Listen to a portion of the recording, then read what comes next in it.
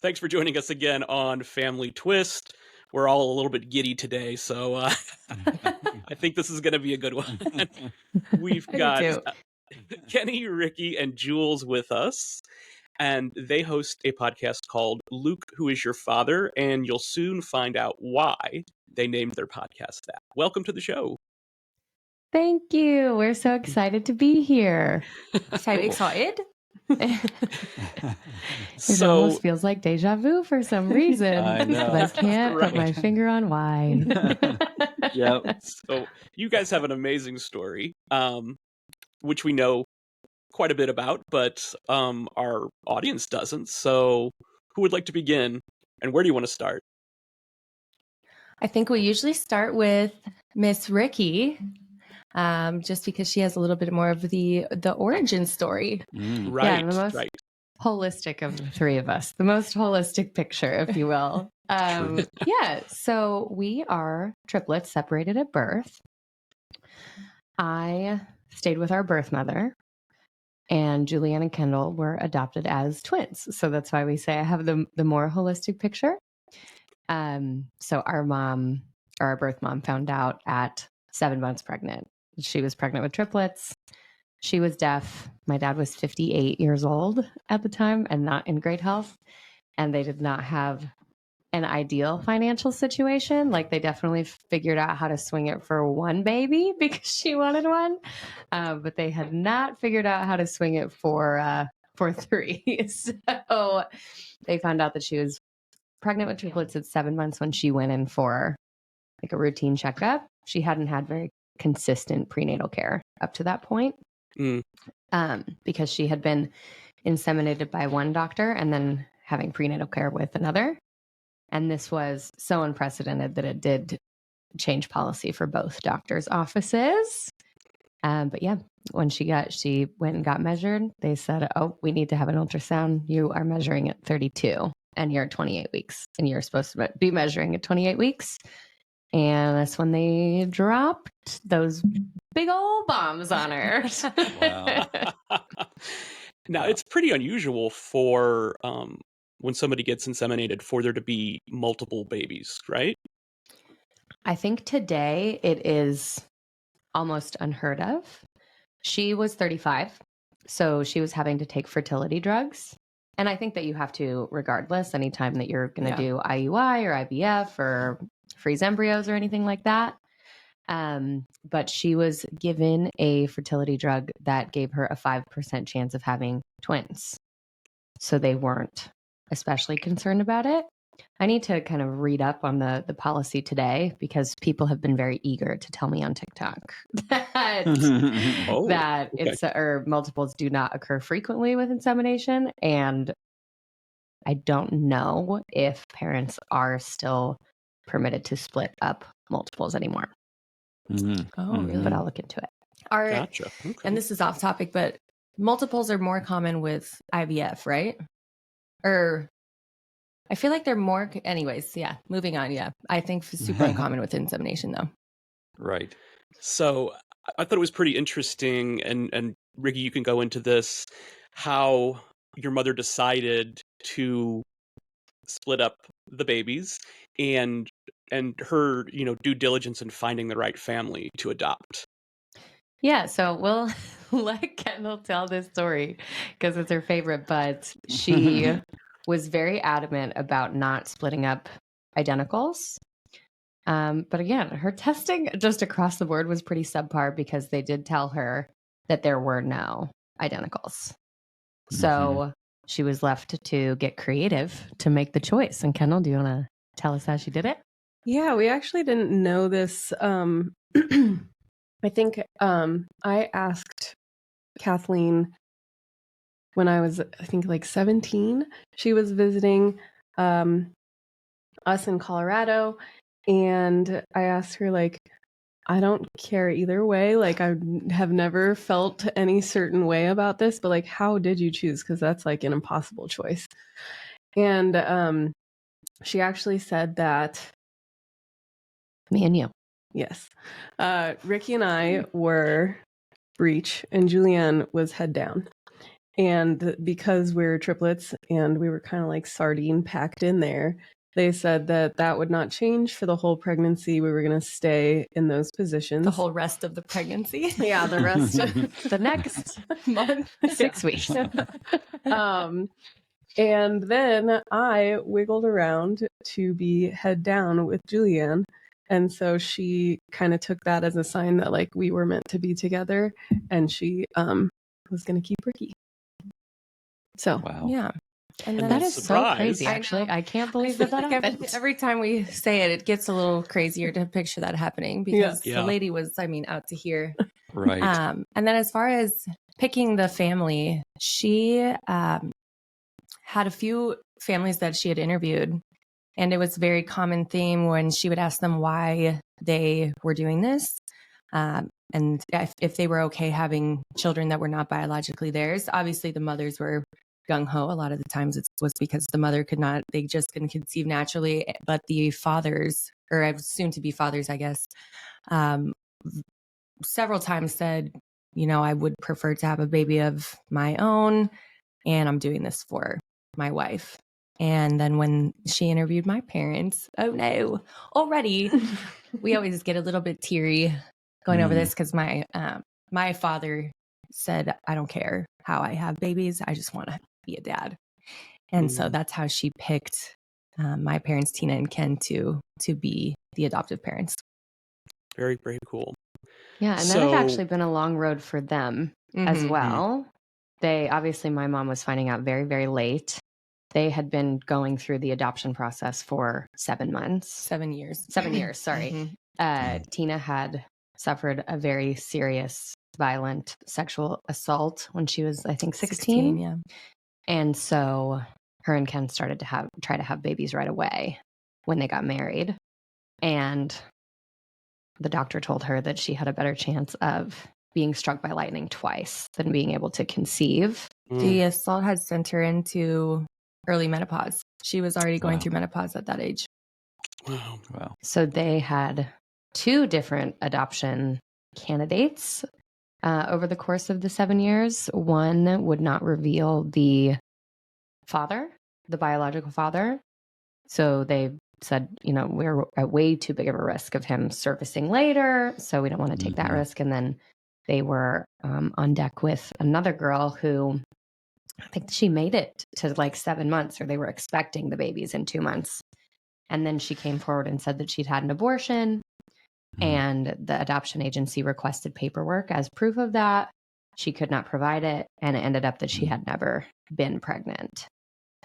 Wow. So, and I think they were working with the woman that my mom was working with, Sybil. And their trust was really broken with that adoption agency for good reason. And then Sybil, I think, was probably super excited. She had the surest thing. She was like, there's a couple 40 minutes down the road. How would you feel about twins in 2 months? And they both said yes. Yeah. Without even talking separately, to each other. consulting each other. That's how excited they were. Yeah. That's awesome. Well, yeah, I mean, what a, traumatic experiences, that they had to go through to becoming parents. So, wow. So who was the first to discover that indeed there were identical twins there and they weren't being raised together? Oh man, that has been a long road. So I was kept with my birth parents. Julian and Kendall were adopted separately as twins. Well, they grew up. I commented that on your TikTok once. Rikki is so cute. You've said birth parents. She was kept with her birth mom. Yeah. True. Right. Yes. Which we'll get to. Yeah. Kept with my birth mom and my dad, and I don't even remember finding out that we were triplets. It had been something my parents always told me. Tina and Ken had always sent over Christmas cards, letters, pictures of the girls growing up. It was technically a closed adoption because we were not in contact with Julianne and Kendall. And I think as my mom started to get more and more photos, she, I think, sort of started to tell me, well, it looks like you guys are probably identical, which is like her worst nightmare. honestly. Mm-hmm. So all through growing up and when we finally were able to meet each other, Julianne and I have had periods of looking very, very similar and very, very different because apparently epigenetics is actually a thing and identical DNA does manifest itself differently when you're growing up in totally different environments. And so we just did a twin monozygosity test for the last episode of Luke, Who Is Your Father? Because I have always been pretty insistent that we're identical. And they have always been pretty opposed to the idea, Kendall for obvious reasons, and Jules because she stands at about 4 inches taller than me. Wow. And we got the results in our email, deleted them out of our email immediately. Kendall had someone print off the result we were that revealing the gender of our babies. And then we, opened the results on air and it said that me and good. Julianne were in fact identical. Wow. So then we had to break that news to my mom, who is not happy, but is unsurprised. So, Wow. yeah. Goodness. So it was, so you guys didn't always necessarily know each other. And I feel like there might have been a little hesitancy with Kenny and Jules' parents about how close do we want to get, because we don't want to take the chance of Kathleen saying, you know what, I changed my mind. Give me the girls back. Right. There was a lot of, so adoption started off fairly open. And I'm not sure. I think they might have agreed to that at first. And so when we were like 6 months old, families got together. And then there was a lot of stuff in the news at that time. And I don't know what the law is today, but apparently a birth mother for up to 2 years can, I hate this word, but reclaim her children. And there was a big news story about her birth mother like snatching her baby back from the adoptive parents. And I think once they started getting that kind of in their head and started hearing more about that and then seeing us all together, I think that they did decide to close the adoption just because. And you can imagine they've been through 7 years of this already. Right. And 2 fallen through adoptions already. And I think that my mom especially got very territorial in the best way possible. She was being mama bear. And that's why Kendall and I always knew that we were adopted. But I don't know. I just said we were very happy. We didn't have a huge, yearning desire to meet our birth parents. And then, they did keep. We did not know that we had another sister out there until we were 8 or 9. Okay, wow. So how did that news get out? Well, so we grew up on very different sides of the tracks. Again, my mom was completely deaf. My dad was an old dad. Yeah. And I didn't grow up with many children around. So I was always kind of just like a little adult sidekick, not a lot of exposure, friends, etc. Just a lonelier childhood. We lived on a farm in the middle of nowhere. So when my dad started to get really sick, first with prostate cancer, I started to get more and more curious about Julianne and Kendall. And I remember just like poring over the photos that Tina would send. And I finally asked my mom if I could write to Tina and Ken. And she said yes. I just pay to see her navigating this situation. But so I wrote to Tina and Ken and asked if Julianne and Kendall knew about me and if we could meet. And they had written back and said no. And so then I sent her a letter that said no. I'm just kidding. No. Huge red letters. No. Yeah.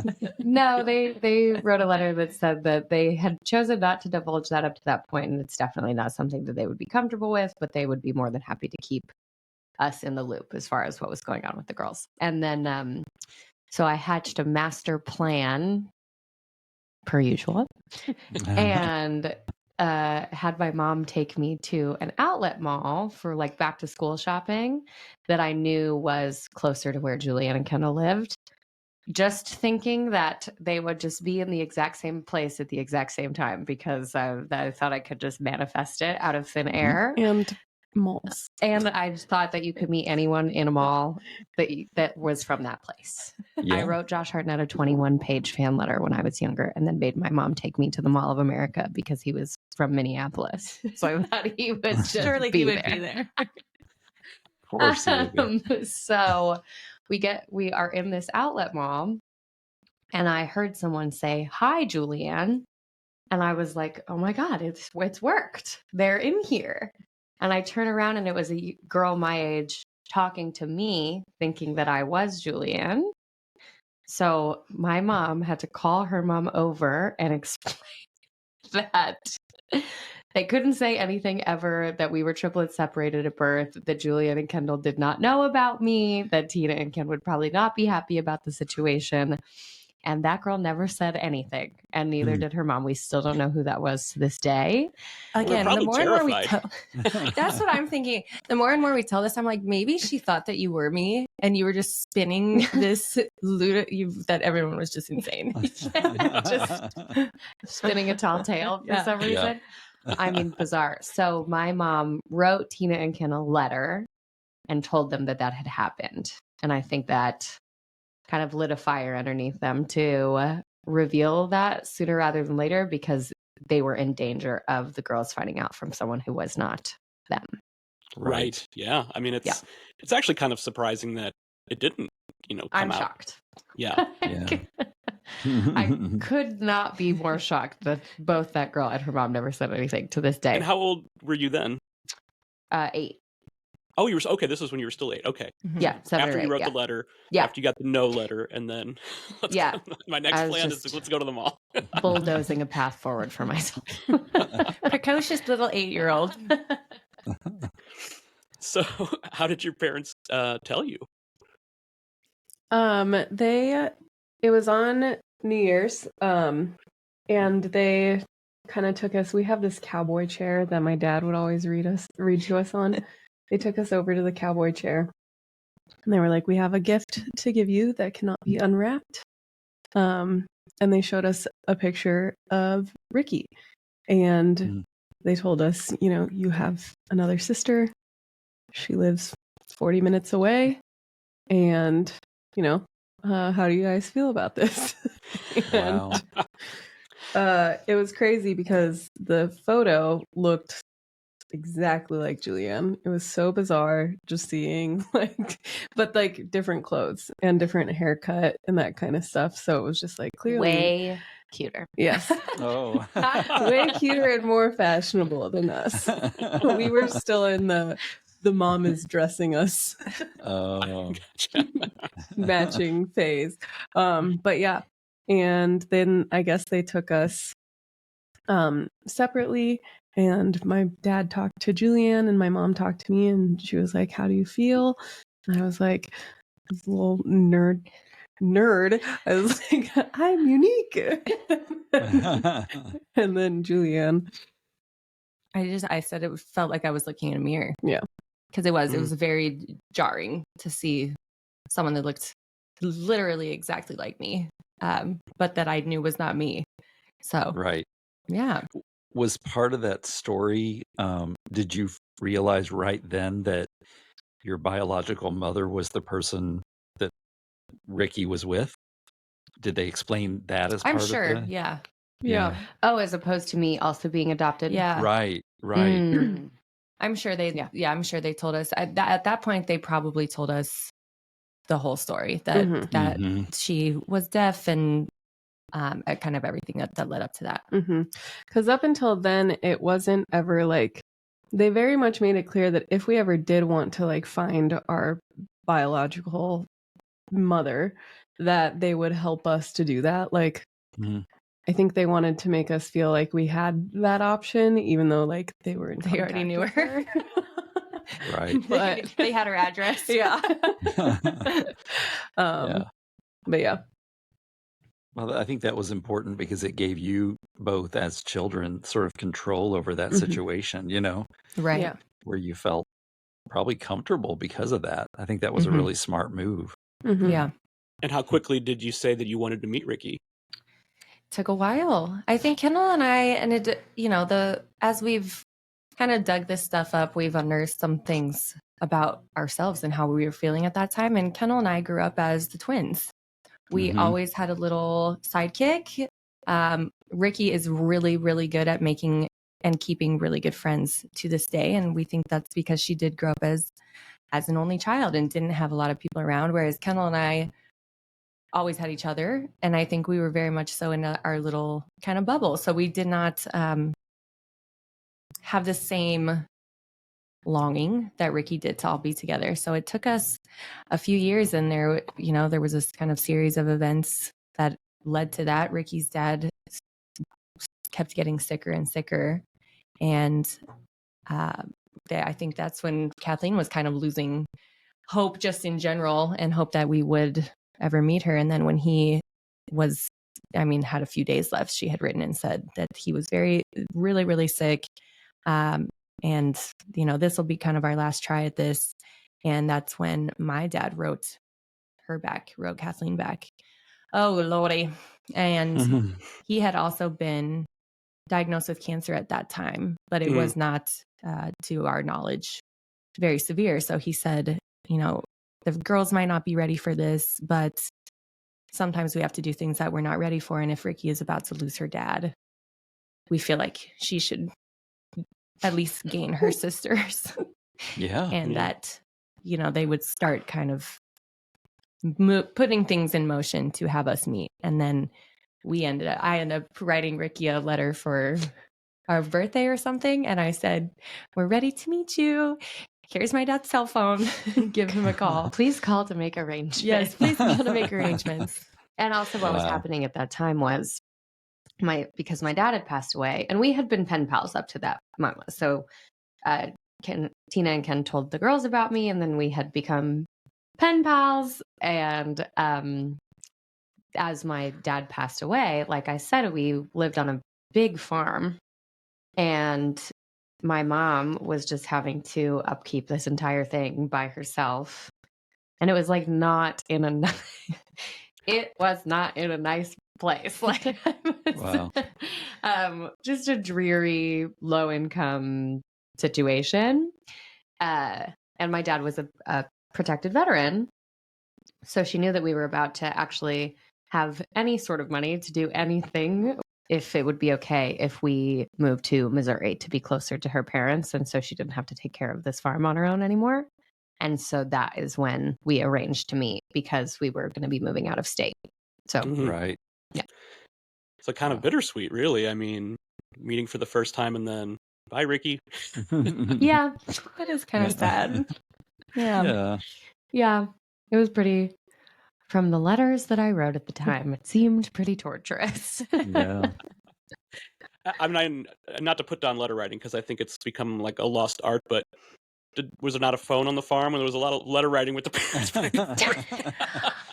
I think that they just were not comfortable with that yet. Yeah. Oh, okay. Yeah. I could see that. Yeah, I think the delayed back and forth, and not ever having to be on edge that someone would be placing an unexpected phone call. Yeah. Right. Because gave them more prep time, gave them more control. Yeah. That makes sense. Yep. That makes sense. Yeah. Yeah, you could think about what you wanted to say in response, right? Yeah. Screen it. Right. Absolutely. Which happened. Which happened a couple times. Yeah. We were going back through our letters, and there are definitely parts that are erased. Wow. Redacted. Yeah. Yes. Wow. Which is kind of amazing, actually. It is hilarious. What was that first meeting like? Technically, I got a second because the first time you met when y'all came up, Kathleen. Or sentient. Kendall. It was really anticlimactic.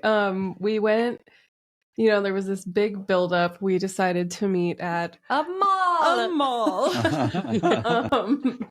And we were going to go see a movie and then go out to dinner afterwards. And I do remember, like, when we first saw each other and like the running and big group hug, and then it was just like we fell into place, like we had been friends forever, and just the parents really did a good job of like hanging back, because it was also the first time we'd met our birth mom. Mm-hmm.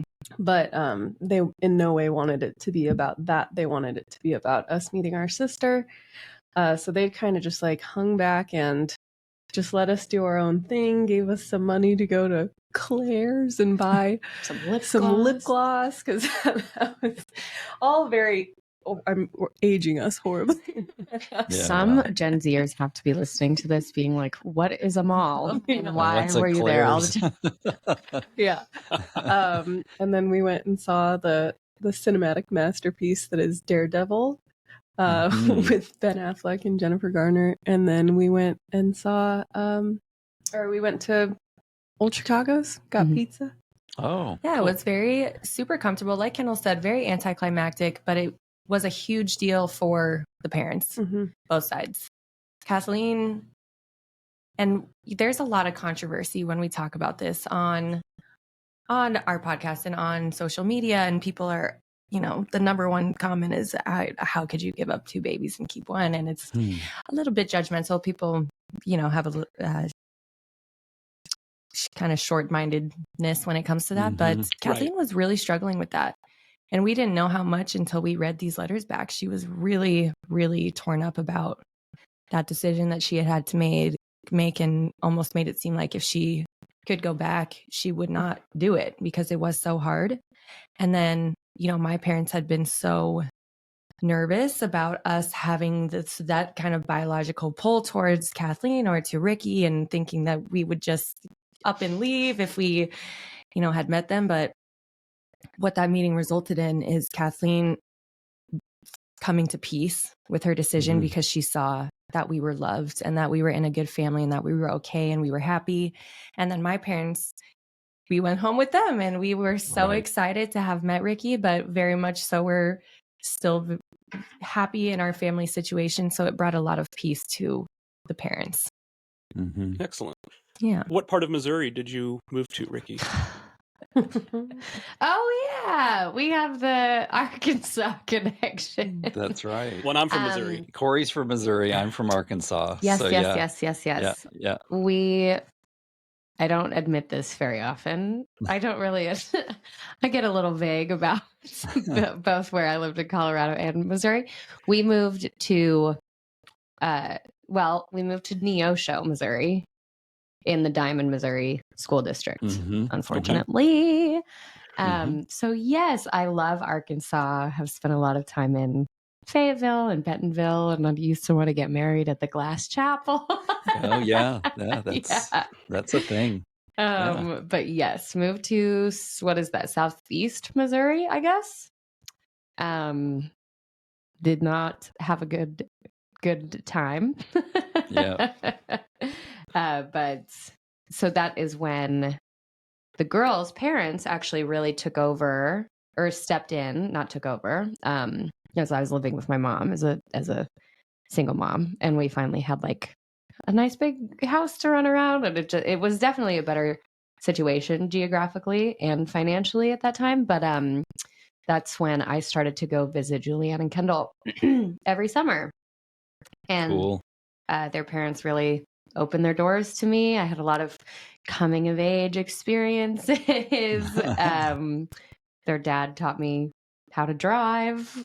My mom has probably heard that and been like, I taught you how to drive when you were 6. When you were 6. But my mom was very anxious about teaching me how to drive, so I think that we avoided it as much as possible. And then we also had like a ginormous truck that was a stick shift. Like it wasn't an easy car to drive. I even tried to drive it after learning how to drive stick shift, and I still could not do it. Like it was not an easy drive car. Yeah. So I was more excited when Ken stepped in and taught me how to drive, and then I almost killed him. But yes, they really took over or contributed in a parental role after that. Very cool. That's awesome. I'm sure you've got some great memories about those summers. Yes. Oh, so fun. Yeah. Well, we really kind of didn't talk about how it was for Kenny and Jules to, or really, maybe I should say Kathleen, what was it like for her to finally we talked about the closure that she got, but was it awkward at that moment when you first met her? I don't remember even talking to her. Oh. We were so focused on meeting Rikki. Yeah. I don't think it was awkward. Kathleen she's just kind of an awkward person. She's always been very careful to not step on any toes. Mm-hmm. So she's never wanted to like kind of like reach out to us in a way that would feel like she's like trying to like be our mom or something. Right. Yeah. Yeah. So, but yeah, I don't think the first meeting was really about getting to know her. I feel like we maybe got to know her a little better when we went and visited in Missouri. And then it kind of, we've found out through the podcast and everything that like, because I've always had a great relationship with Kathleen. We're very similar people. I am also very awkward. But, like we share like sweet tooth, like we would always want to be like in and around water and like that kind of stuff. Really appreciate like art and like that kind of thing. And she was always like kind of standoffish with Julianne, and we found out it's because she's felt so much guilt for so many years about separating the identical twins. Yeah, interviewing Kathleen for our podcast was the longest that I've ever sat down and spoken with her. Wow. And she said it's because she just had always figured that Julianne was angry with her. Right. Because also like the girls had a little bit different relationship with their parents as they grew up and were in high school. So with your relationship being a little bit more tenuous with your dad, I think that also really played into her just feeling really guilty and thinking and just projecting it onto Jules. Right. Easy to have happen, I think. I get absolutely. I get it's, no blame there. It's just, you can't help it. It's just the dynamics that are happening with the communication, Right. But very cool. So, getting to know each other over the years, even though there were, short visits in the summer, I'm sure was great. But when did you decide that, hey, we all want to be like super, super close together geographically? Oh my gosh, it took a while. We had always kind of talked about it a little bit. Rikki moved to Austin a decade ago for grad school. And I kind of bopped around a little bit. I moved to Texas and moved to California. And then when I was in California, Kendall and I lost our dad. Well, and Rikki lost him too, 2 weeks before our high school graduation, which was really, really hard for all of us. Yeah. And after that, I acted out in a way that I just went through a really tough time with substance abuse and just kind of self-sabotaging myself at any given opportunity. And so when I was in California, I was going through it. And I had been speaking with Rikki on the phone, and she said, "We come down here, move to Austin." I had bought a house in California, moved to Austin, and we'll start kind of we'll be together. We'll start kind of working on that. And then Kendall was still, and I said, okay, and I pulled the trigger, and I think I moved within 2 weeks, like a month after that conversation. And Kendall had come to California to drive me down to Austin. And she met a boy in Austin, and they were together for a little bit, and she decided to move to Austin to be with him, which did not. It was 9 months. It was almost a year. What did I say? a little bit. Oh, they were together for about a year. Potato. Later, I decided to move to Austin. So she took about a year, and she decided to move to Austin to move in with him, which ended up falling through. And I know we're not supposed to cuss on your podcast, but fuck that guy. Yeah, and exactly. But And she you can said, curse. I'm still going to come. And so that's how we ended up all being in Austin. And so we've all been here together for a couple 3 years years, now. yeah. Yeah. Right. Wow.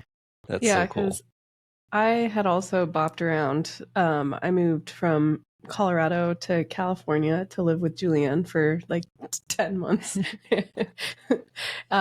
Weird times. And then I moved to Seattle because I was in California. I was never supposed to be there for like longer than like 3 months or so. It was just kind of a transition spot. And I was either going to move to Austin or Seattle.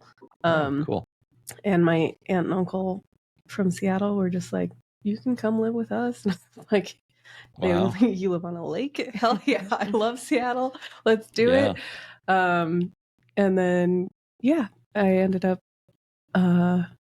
deciding to move to Austin.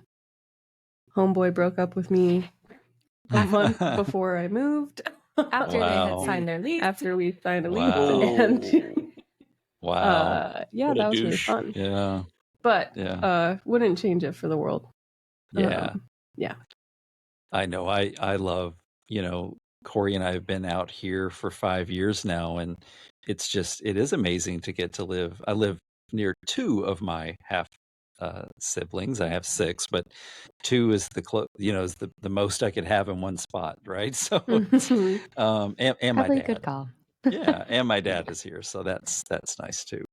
And then of course, my my siblings' children, so it's a whole big group. So it's a lot of that's fun. That's amazing. That's really Yeah. lovely. And it's Yeah. even more lovely because you're on the East Coast. Yes. I know. Picturesque Yeah. Diane Keaton shit. Yeah. No, it's true. It's true. Kenny, I love the water too, and I think it's probably, growing up in Missouri, being kind of landlocked. The ocean is just, every time I see it, I just get so happy. I'm like, and I just walked right into it last Saturday, even though it was only like. What it is was your cold. sign? I am a Leo. Oh, all right. Maybe Yeah. you've got some water in there somewhere. Yeah. He enjoys our cold pool more often than I ever. Oh yeah, I was in the pool yesterday. He was in it yesterday. I put my feet in for about, I don't know, 4 minutes, and I'm like, I'm done. That's enough. It's cold. And I told him, I was like, this is as warm as this water gets. Yeah. Because it was like 90 something degrees yesterday. So Yeah. I guess he's just not gonna. No. I'm not gonna swim in that pool unless we get a heater. Yeah. It's not gonna happen. So we Well, haven't that's talked nice. about. There's another guy in this story. We have not talked about the man who donated to, for you guys to be born. Was the facility that he used, like, did they have any information, or were you able to get any information from them, or was it completely like closed? Yeah. So how this worked? Yeah, we got to take this back now. Yeah. Was I did not know that we were conceived via sperm donor until I was 13. My dad had always really been very adamant with my mom that she not tell me that, because he did not want me to see him as any less of a father. Right. So I think when he passed away, and as I turned 13, my mom saw it as sort of a coming of age rite of passage for me, maybe. So we were driving in the truck, and she handed me an article on artificial insemination and said, read it and tell me what you think. And I read it and was like, okay, cool. I don't know. What do you mean? What do I think? Cool procedure. Yeah. And she said, well, that is what we did. So then I said, are you telling me that Lee isn't my biological father? And she said, yes. And I stormed off into my room for the remainder of the evening, came back the next morning and kind of said that it was fine, that I would be moving on through the rest of my life, knowing that my dad was my dad because he's the person that raised me. Right. Looking back, I think I was more bothered by it than I wanted to admit at that time. That is when I started embodying an angsty teenager. And the funniest part about this is Jules and Kendall do not they know that they were never told that Lee was, this is so funny. It's the first time I'm on a podcast and I can see this tattoo of my parents on their wedding days.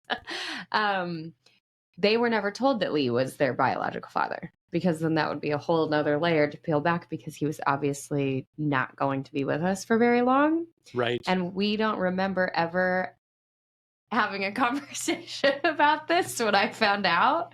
They don't remember their parents ever telling them, like, hey, Rikki doesn't know this detail. Don't tell her. So we don't know what happened there. We need to ask Tina. I know, we keep Let's call forgetting. her during our break. Okay, we will.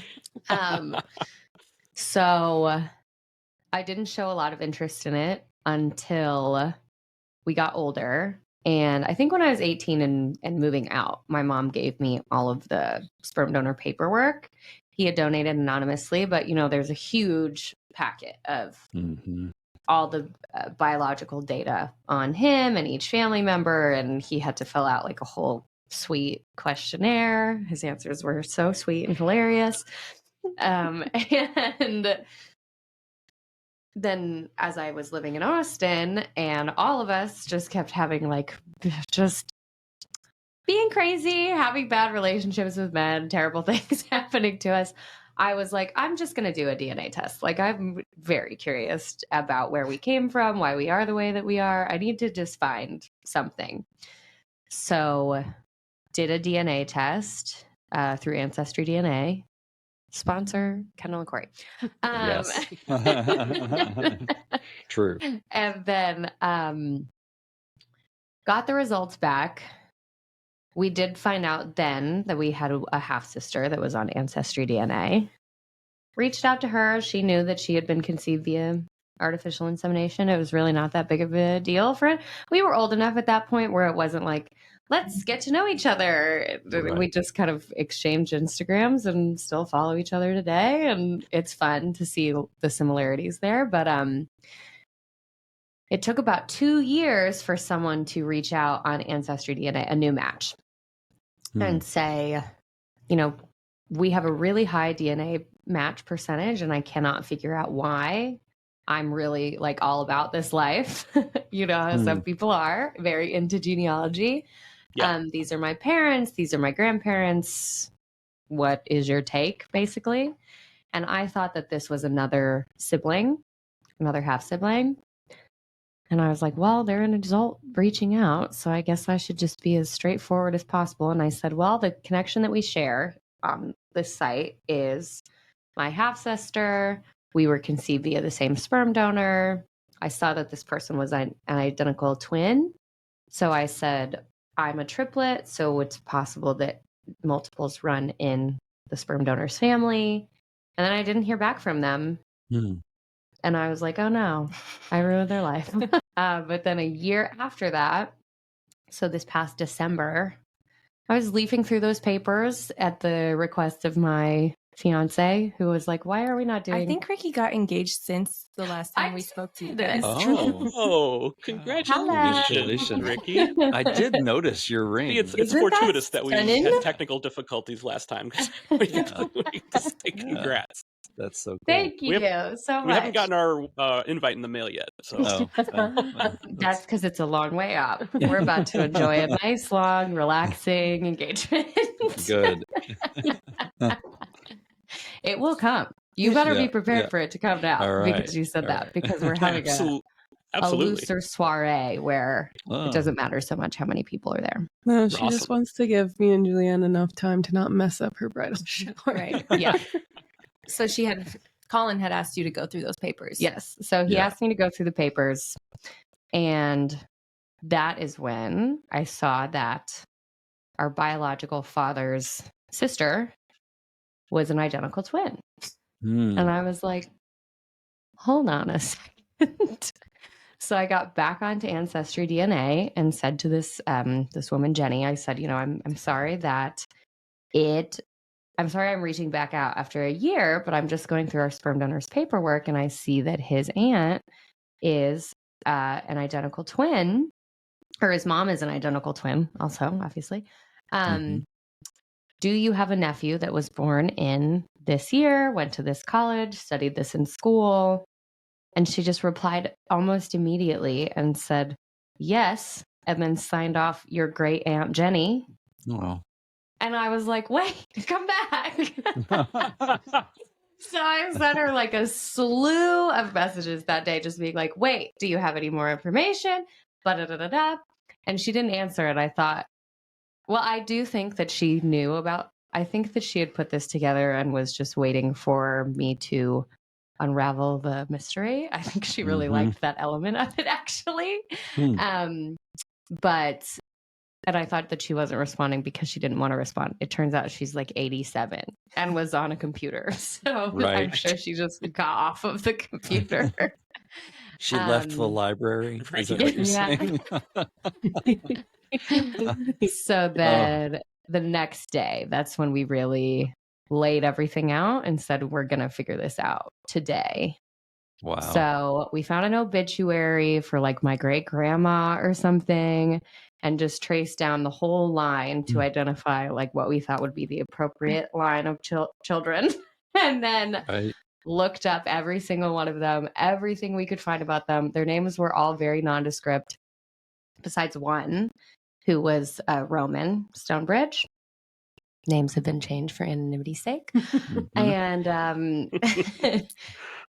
found Roman online, and he is an artist. So he had a very public online profile, contact information to contact him, obviously, in case you want him to do some art for you. I wish I could give you a real plug, Roman. And so there was a phone number listed, and I was like, I'm going to sleep on this, but I think I'm going to call that phone number tomorrow. Woke up, still wanted to do it. Called, he answered on the second ring, which I didn't expect. So that I had to be like, oh, what?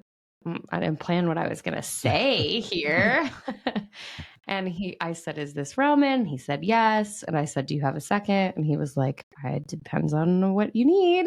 And I said, well, I'm sure you've heard a lot of crazy stories on the news about Ancestry DNA and 23andMe. And he said, yeah. And I said, well, I think I'm your niece. And then I was like, oh. And I was conceived via sperm donation, not like an illicit secret family hidden niece. So then kind of revealed that I'd been speaking with Jenny, and then asked a bunch of, I said, is your brother this person who was born at this time and went to this college and studied this? And he said, yeah. And we talked for a while. He was so cool. And he said, well, I'm going to call you back. I have to call my brother because he didn't tell anyone that he did this. And while everything you're saying is correct, I should probably verify that this is even something that he did. And he called me back in 5 minutes and said, yeah. Wow. And so I had said, like, don't even worry about it. If you could send over some, because he said, I don't think he's going to be able to meet you. And I said, no, that's totally fine. If you could send over some photos from when he donated, like around that time, and any other like stories or information. And he said, oh no, he created an email address and he wants you to email him. So I reached out. And this was when all of this DNA testing came out. This is what I've always thought about. Like, if I had donated anything or committed a crime, when DNA testing came out, that's like the first place that my brain would have gone. And I don't think that even occurred to him. So this was the first time after, what do we say, 30 years? 35 years, because his swimmers were on ice for a while, that he had ever heard about any of this. Yeah. And I'm sure Rikki will get more into that, but yeah, first time he heard. Wow. Yeah. So you were undoubtedly the first child of his to ever reach out. Wow. Oh yeah. Yep. Wow. Yeah, I reached out. I had to write like a weird introduction email. I said, introducing. Hi Keith. Sorry for the surprise. And I wanted to make it really clear to him. And he said, for people listening to your podcast thinking about maybe doing this, he said that it was really important to him that I made very clear my intentions right out of the gate. I said, I am not looking for any financial compensation or support. Here is my Instagram so that you can see that I live a nice, happy life. Like, my dad passed away when I was younger, and I found out about you when I was 13, and I've always been curious. And by the way, I'm a triplet. And we exchanged a few emails back and forth where he expressed his surprise, and then told me a little bit about him and his family and the way he chooses to live his life. And then when he went through my Instagram, I think that made him pretty emotional. That was when he was able to see the resemblance and be like, okay, this isn't a crazy lady scammer. And also just that we really chose to document our lives in a very similar way, and was just really touched by a lot of the like short videos that I put together and post. So that's when he really let it rip and started writing really, really kind letters and asked for a FaceTime. And we FaceTimed, and at that point he hadn't really acknowledged the triplet thing. I think he was sort of willfully willing it out away. And then when we got on FaceTime, I said, when I talk about my sisters, those are your biological daughters as well. And he was like, yeah, I figured as much. And so, and then we knew. I told him that we had our confirmed half sister, showed him her Instagram, just a lot of information coming Keith's way all at once. Yeah. Wow. And did he have biological children as well? I mean, that he kept, right? That he knew about. Yes, he is married and has 2 daughters of his own. Wow. Mm-hmm. Wow. So you've got at least 3 half sisters. Yeah. I think 4. 4. We can see one other one, but I guess we don't even know if it's a girl. Yeah. There's some unidentified. There is a person who is our half sibling that like pops in and out of the cryobank data. Like it's they create a profile and then they delete it, and then the username is so vague that I cannot figure out who it is. Right. Wow. So at least, let's see, triplets and then 2 and then 2. So that's 3, 5, 7. At least 7 offspring. Yeah. Wow. Did Keith ever say how often he donated? Yes. A bunch. A lot. He said he donated he doesn't know for sure. You can really tell in talking to him, I don't think he ever really thought that it would take. Like, I think he thought it was a real gamble. But he said he donated at least 10 times. Okay. Yeah. Wow. So potentially like more 90. out there. Yeah. Right. Well, we had somebody on last season. Was it this? No, it was earlier this season that has found like 70 plus. Yep. Lordy. Yeah. Yep. Yeah. We're clear on that front for the most part. But yeah, I mean, we started talking to him, and then I introduced him to Julianne and Kendall. And then we did actually arrange a meeting, and Julianne and I went out and met him in late April. Cool. Yeah. And how did that go? It went well. I would say it's just another maybe anticlimactic. I'm not sure if that would be the way to put it. The strangest thing was definitely the likeness, the resemblance. Yeah. Kendall looks a lot like our mom, or their birth mom, my mom, Kathleen. And Julianne and I do also, but from when she was young. And then Kendall has borne the most resemblance to her as we have grown up. And I can see that. Yeah. Yeah. So to see how much we looked like him, and obviously it was me and Julianne who were there, so we are identical, was crazy. We've never seen a man really that we've been related to besides my uncle. And then we went and had lunch, and we went to the zoo, and there wasn't any like crazy familial or chemical connection or anything like that. I don't think either of us really felt any sort of puzzle piece slide into place as far as having a new father figure in our life or anything like that. Like it definitely was like meeting a friend more than anything. But it was totally chill. Wow. Yeah. Do you feel like you'll continue to have a relationship with him? Yeah, I'm the more active in terms of communication, just in general, of all of us. It did throw a little bit of a wrench in my cogs, if you will. I did not realize in going and meeting him that it would make me so upset about my dad, Lee. Yeah.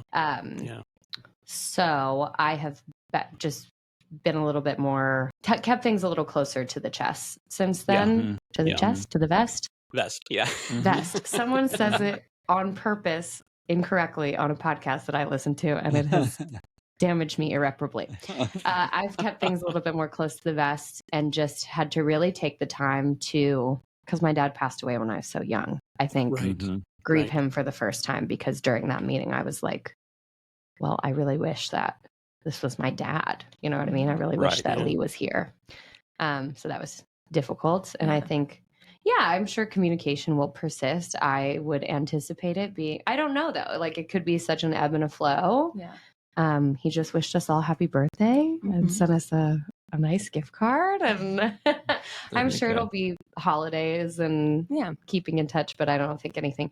We also just hate texting and talking on the phone. So it's not easy to come into our lives at this point. I think for me, it was more of the same, right? I think Rikki was going into this with a little bit more of an expectation, whereas this is normal for me to go meet someone that I'm related to, but that did not raise me.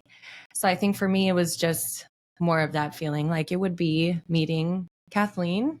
So less of an emotional roller coaster for me. Yeah, but it was great. He did welcome us with such open arms, and it doesn't always go that way. So we have a lot of appreciation for him. Has he told his family about the situation? Yes. Oh, okay. They are supportive of him getting to know us. I don't think it's something that will ever be, we will certainly never meet them or anything like that. Yeah. Oh. Yeah. Okay. Does Kathleen have any interest in meeting him? He has interest in meeting Kathleen. I cannot express to you. When Kendall said, my mom is definition of like a wallflower, super shy, super...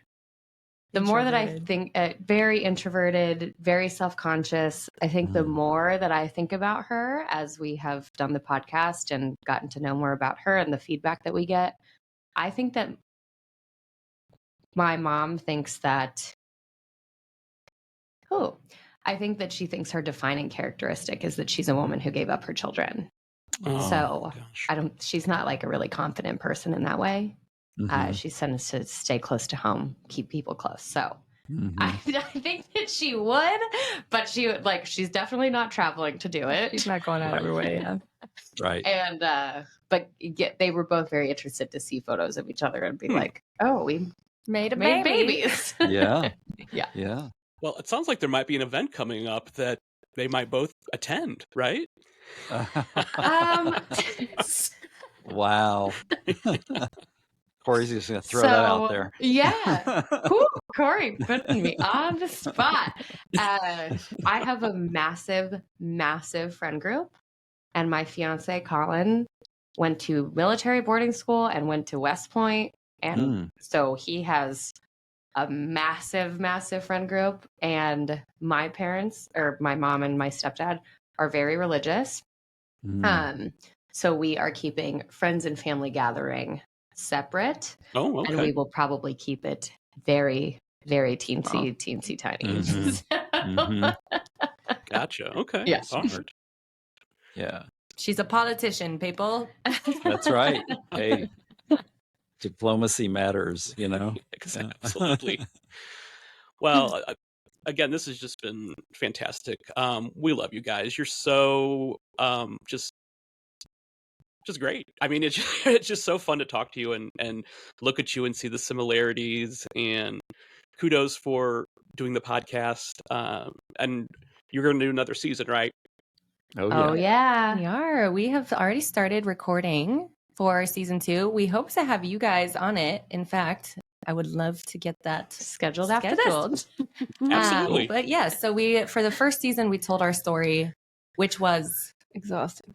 transformative and exhausting. And so we wanted to kind of lay that foundation, and moving forward, just like you guys, we will be interviewing others that we kind of want to lean more into the who is your father kind of father relationship dynamic. So yes, we have started recording. We'll air sometime in August, September. And we're so excited, and we can't wait to talk to you guys for it. Yeah, cool. Definitely. We're in. Yeah, for sure.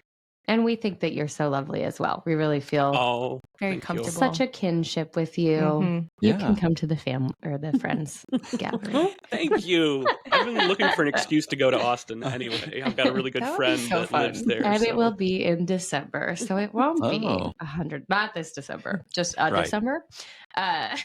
So it won't be 106 degrees outside. Yeah. No kidding. Yeah. Excellent. Well, thank you so much for joining us, and great job on the podcast. And yeah, we can't wait to be guests on Thank Luke, you Who Is so Your Father. much. Thank you. you. It's so lovely. Thank you. We'll talk to you soon. Okay. Can we have you hang on just for a